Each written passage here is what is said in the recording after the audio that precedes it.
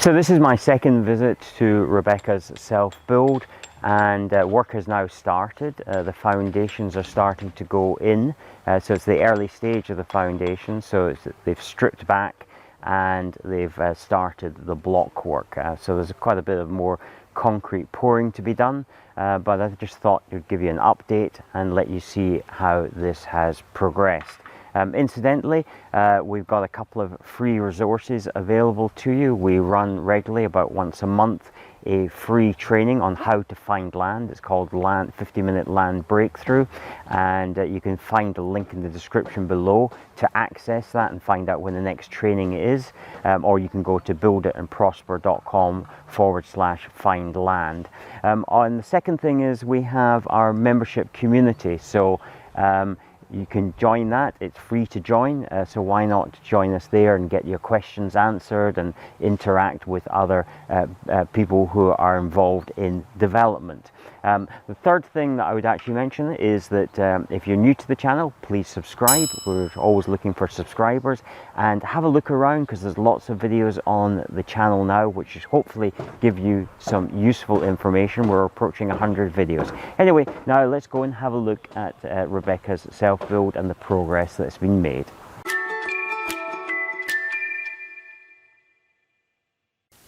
Hi, my name is Jim J. Davidson, and I first invested in property in 1973. I completed my first new build development in 2006. As you can imagine, I've made lots of mistakes along the way, but thankfully I've got some things right, and I've managed to build a property development business. In this channel, I want to help you on your journey and perhaps share some of that knowledge with you. And so through this channel, which I hope you will subscribe to, or through our membership app, which I hope you will join, and incidentally it's free, you can learn a little bit more about building houses and building a property development business. The app is available wherever you get your app from, whether you're on iOS or you have an Android phone, or you can get accesses on desktop, and you'll find a link in the description below. Anyway, I hope you enjoy the rest of this video, and please post your comments in the description below if you have any comments to make. As per the CDM regulations, Rebecca has provided the comfort facilities that are often required. However, in reality, what tends to happen, particularly on a small site, a single build site, is that the contractors will use their van, and kind of like if you provide toilet facilities, that's all the things that they are really looking for. Yeah, that's the foundation plan, and this is the Tetris build up. Yeah, beams and block layout. Beam and block floor looks like for the main house. Very often with foundations there's two sets of contractors involved.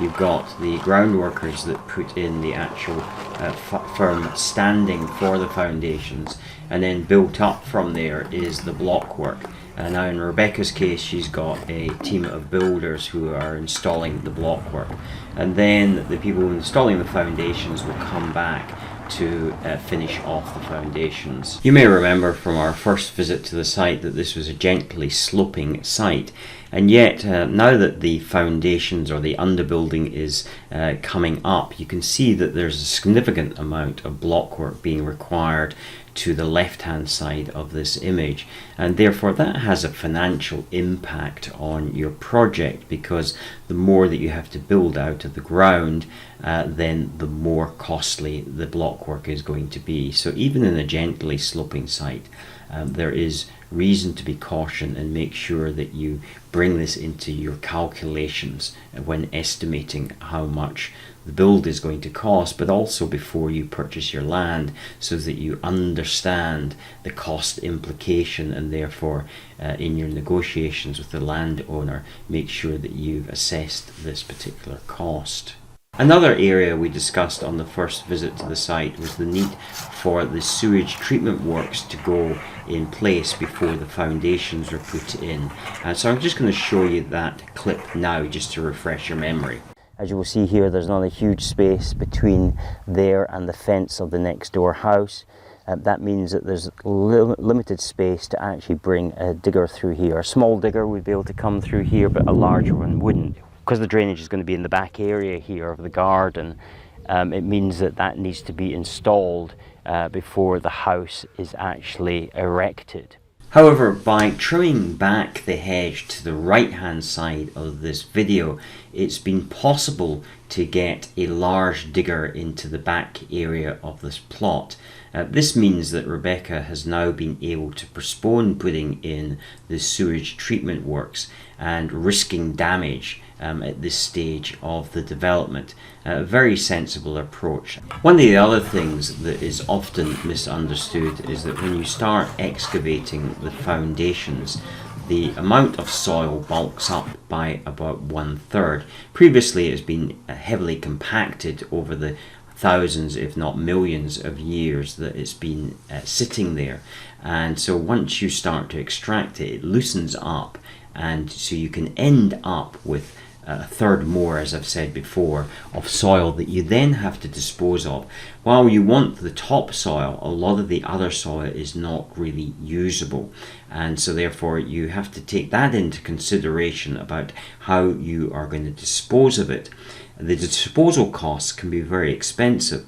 If there's a local farmer that you can talk to who might have a hole to fill, then that would be a great place to put it. Otherwise, if it's going for municipal disposal, then you are going to incur landfill taxes and all sorts of others, plus obviously the transportation costs to take it there in the first place. One of the things that the contractors had to do on Rebecca's site was in the pouring of the foundations, the concrete for the foundations, they were using a dumper truck to take the concrete from the road to the area where they needed to place it.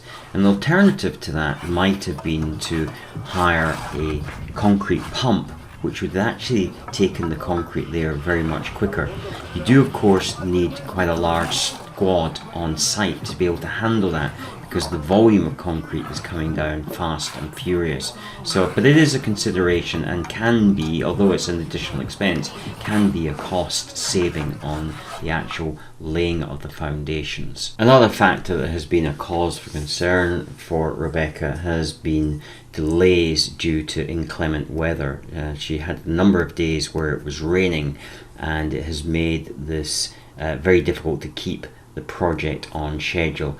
And I would always suggest, particularly at the foundation stage, that you need to allow some extra fudge time, because you're putting in, lining up contractors to start various stages of the work, and particularly at the moment where there are labour and supply shortages, it's very difficult, because they are both in high demand, to actually reschedule appointments for carrying out different stages of your development. So when you're actually planning your development, you want to put in some fudge factors. Obviously you want to get the thing completed as quickly as possible, but it is easier to bring things forward than it is sometimes to push things back. So here we see the insulation for the garage floor stacked up. Now normally a garage wouldn't be insulated in the floor or indeed the walls, but in Rebecca's case this is necessary because the underfloor heating manifold is going to be located within the garage, and so therefore it's within the thermal envelope of the entire house. So a very cozy place for her cars and bikes.